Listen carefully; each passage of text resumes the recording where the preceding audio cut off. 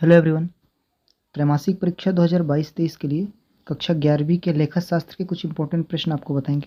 इन्हें आपको जरूर पढ़ के जाना है क्योंकि ये आपके परीक्षा के लिए बहुत ही महत्वपूर्ण है। देखिए, बहुविकल्पीय प्रश्न है। पहला, पुस्तपालन है, तो यहाँ पे स नंबर इसका सही हो जाएगा, कला एवं विज्ञान। दूसरा है, नगद बट्टा प्राप्त होता है, तो अ नंबर इसका सही हो जाएगा, उधारी चुकाते समय।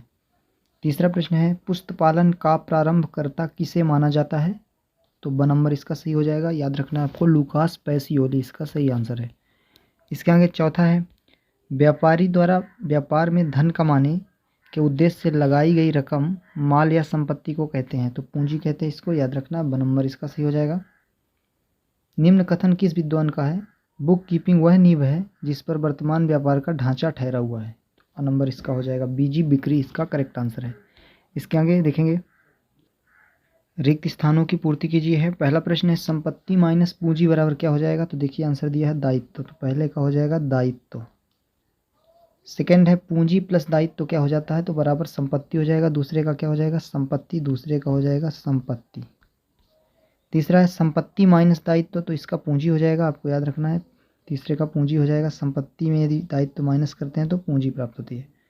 फोर्थ है, लेखांकन समीकरण किस अवधारणा पर आधारित होता है, तो दोहरा लेखा प्रणाली पर आधारित होता है, तो चौथे का हो जाएगा दोहरा लेखा, चौथे का हो जाएगा दोहरा लेखा। और पांचवा है, संपत्तियों का योग हमेशा पूंजी व दायित्व के बराबर होता है, तो यहाँ पे जिसका हो जाएगा बराबर, पांचवे का बराबर हो जाएगा। ये आपके रिक्त स्थान हो गए।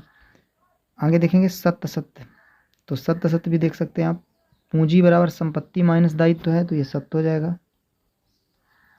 संपत्तियां बराबर पूंजी प्लस दायित्व, तो देखिए ये दायित्व जो था पूंजी की तरफ प्लस हो जाएगा, तो संपत्ति का पूंजी प्लस दायित्व होता है, तो ये भी सत्य हो जाएगा, दूसरा भी सत्य है।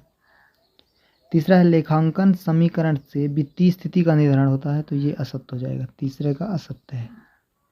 चौथा है, लेखांकन समीकरण में आय व्यय की मदें शामिल करते हैं, तो ये सत्य हो जाएगा। पांचवा है, लेखांकन समीकरण स्पष्ट करता है कि कुल संपत्ति का योग पूंजी एवं दायित्व के बराबर होता है, तो आखिरी भी सत्य हो जाएगा। ये सभी इंपॉर्टेंट प्रश्न आपको बता रहे हैं अकाउंट विषय के कक्षा 11वीं के, इनको तैयार करते जाइए और रियल पेपर के भरोसे मत रहिए क्योंकि रियल पेपर कहीं भी उपलब्ध नहीं है, आप अपनी तैयारी खुद से करिए। इसके आगे देखिए, जोड़ी मिलाइए, दो कॉलम दिए हैं और बा, आंसर मैच कराना है। दोहरा लेखा प्रणाली तो पूर्ण वैज्ञानिक प्रणाली मानी जाती है, याद रखना है आपको। दोहरा लेखा प्रणाली के दो पक्ष होते हैं, क्रेडिट और डेबिट, तो देखिए तीसरे नंबर पे दिया गया है।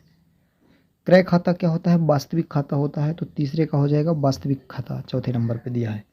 पूर्व दत्त किराया खाता इसको व्यक्तिगत खाता कहते हैं, पांचवें नंबर पे दिया हुआ है। कमीशन खाता नाम मात्र का खाता कहलाता है, इसको भी तैयार कर लेना है।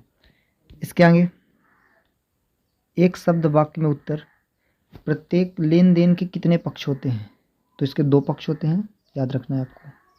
दोहरा लेखा प्रणाली के जन्मदाता लूकास पैसियोली, याद रखना है, आंसर दिया हुआ है लूकास पासियोली, लूकास पैसियोली।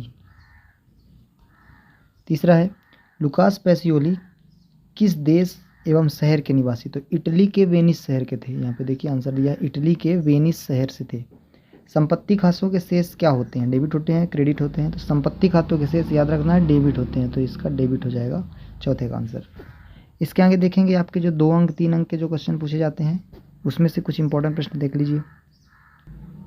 प्रश्न है, लेखांकन का अर्थ एवं परिभाषा दीजिए, तो देखिए लेखांकन का अर्थ क्या होता है, लेखांकन से ऐसे होता है, लेखे की पुस्तकों में निश्चित विधि से नियमानुसार एवं नियमित रूप से मुद्रक रूप में व्यक्त किए जाने वाले व्यावसायिक व्यवहार का अभिलेखन, वर्गीकरण, संक्षिप्तीकरण करना और परिणामों की व्याख्या निर्वचन करने की कला से है। और साधारण में यहाँ पे देखेंगे कि अमेरिकन अकाउंटिंग एसोसिएशन के अनुसार दिया गया है, लेखाक्रम आर्थिक सूचनाओं को पहचानने, मापने तथा संप्रेषित करने की ऐसी विधि है जिसमें लेखा बहियों का प्रयोग करने वाले उचित निर्णय लेने में सक्षम होते हैं। अगला क्वेश्चन है, बही खाता विज्ञान है अथवा कला, स्पष्ट कीजिए, तो इसमें बही खाता विज्ञान और कला दोनों है, आंसर आप देख सकते हैं यहाँ पे दिया हुआ है। लेनदार देनदार का अर्थ पढ़ के जाना है आपको, देखिए लेनदार क्या होता है दिया है, व्यापारी जिन संस्थाओं, फर्म, कंपनी, निगम या व्यक्तियों से माल उधार क्रय करता है, अन्य रूप में ऋण लेता है, ये सभी व्यापारी क्या कहलाते हैं, लेनदार कहलाते हैं। देनदार क्या होता है, व्यापारी को जिन संस्थाओं, फर्म, कंपनी, निगम, व्यक्तियों से उधार बेचे गए माल का मूल्य जो धन वसूल करना होता है वही उनका देनदार कहलाता है सभी व्यापारी के लिए। अगला क्वेश्चन है व्यापारिक बट्टा क्या होता है, इसकी जर्नल प्रविष्टि क्यों नहीं की जाती, तो इसको भी तैयार करके जाना है आपको। व्यापारिक बट्टा, जब विक्रेता द्वारा अपने ग्राहकों को माल की सूची मूल्य जो रहती है उस पर एक निश्चित दर से छूट दी जाती है, उसी को व्यापारिक बट्टा कहते हैं। और बाकी आंसर आप देख सकते हैं कि इसकी जनरल प्रविष्टि इसलिए नहीं होती क्योंकि इसमें कैश नियमों बीजक के मूल्य में घटाकर ही दिखाया जाता है।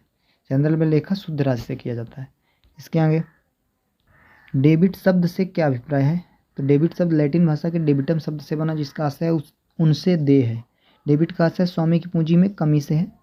क्रेडिट शब्द भी पढ़ लेना है आपको। क्रेडिट का आशय दे प्रकट करता है। क्रेडिट का आशय स्वामी की पूंजी में वृद्धि से है। खातों के प्रकार व्यक्तिगत खाता, वास्तविक खाता और नाम मात्र खाता, इसको भी पढ़ लेना है। तो ये इंपॉर्टेंट प्रश्न थे कुछ आपके कक्षा 11वीं का जो त्रैमासिक परीक्षा का लेखा शास्त्र का पेपर होने वाला है अकाउंट का, तो इनको तैयार कर लीजिए और अपनी तैयारी खुद से करिए, रियल पेपर के भरोसे मत रहिए।